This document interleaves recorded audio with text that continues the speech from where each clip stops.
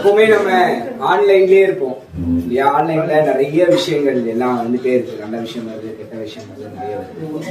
நானா வாழ்க்கையில கொஞ்சம் பாதிக்கப்பட்டவன். குழந்தை வந்து ஆட்டிசம் ப்ராப்ளம்ல இருக்கக்கூடிய குழந்தை.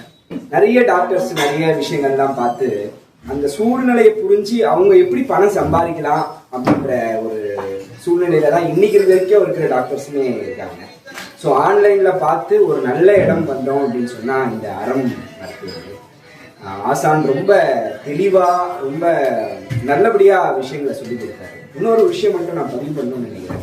இந்த வர்ம கலை அப்படின்றது வந்து ஒரு பெரிய ஒரு மாயமாகவோ அப்படி இல்லைன்னா யாருக்குமே சொல்லிக் கொடுக்க முடியாத ஒரு விஷயமாகவோ ஒரு பெரிய ஒரு மர்ம முடிச்சு மாதிரியே இருந்தது. அதெல்லாம் ஒன்றும் இல்லை. இந்த 3 நாள் வகுப்புல எந்தெந்த புள்ளி இந்த புள்ளி இந்த மாதிரி ஆக்டிவேட் பண்ணும்போது இது ரொம்ப சீக்கிரமா சரியாயிடும் அப்படின்னு சொல்லி அந்த பிம்பத்தை உடைச்சி ஒரு வீட்டுக்கு ஒரு மருத்துவர் அப்படின்னு சொல்லி என்னுடைய குறிக்கோள், இந்த அறம் ஃபவுண்டேஷனுடைய குறிக்கோள் வந்து வெற்றி பெற என்னுடைய வாழ்த்துக்கள்.